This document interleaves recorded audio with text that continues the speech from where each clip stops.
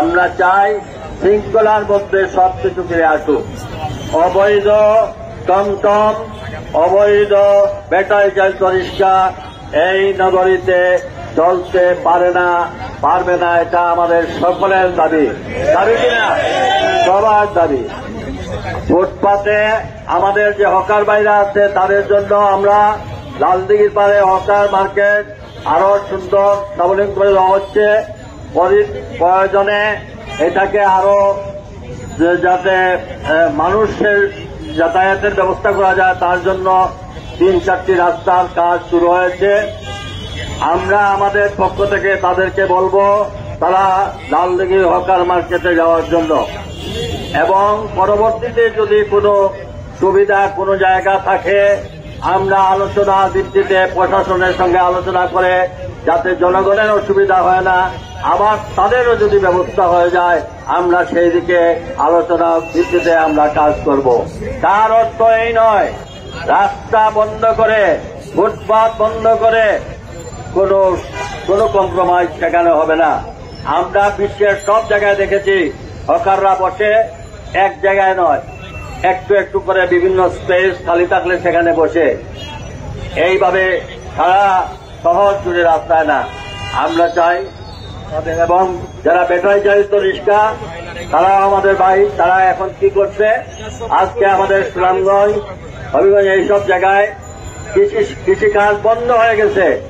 তারা আজকে এই অবৈধ রিক্সা চালানোর জন্য এখানে দুর্ঘটনার শিকার তারাও হচ্ছে, যারা প্যাসেঞ্জার তারাও হচ্ছে। এরপরে এই ব্যাটারি চালিত রিক্সার কারণে প্রতিনিয়ত আমরা লোডশেডিং এ আমরা বিরাট ক্ষতিগ্রস্ত হতে যাচ্ছি। বাচ্চা কাচ্চাদের লেখাপড়া থেকে ব্যবসা বাণিজ্য সবকিছু আমাদের একটা 5-6 ঘন্টা পর্যন্ত লোডশেডিং হয়।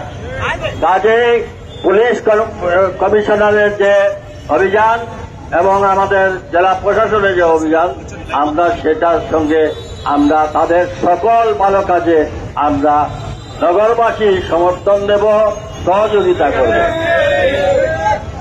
আর যদি সিলেটের এই সুন্দর পরিবেশ আসতে যে কোনো মহল যে কোনোভাবে এটাকে যদি বানচাল করার চেষ্টা করেন আমরা জনগণ প্রতিহত করব। আমি আরেকটা কথা বলতে চাই, এই সুযোগে কোনোভাবে যেন টেবিল বা অন্য কেউ যদি কোনোভাবে কোনো ধরনের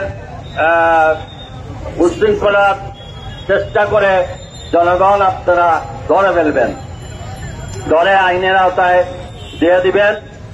এবং আমরা মনে করি, আমি আহ্বান করব সকলের পক্ষ থেকে, ব্যবসায়ী সমাজ, আমাদের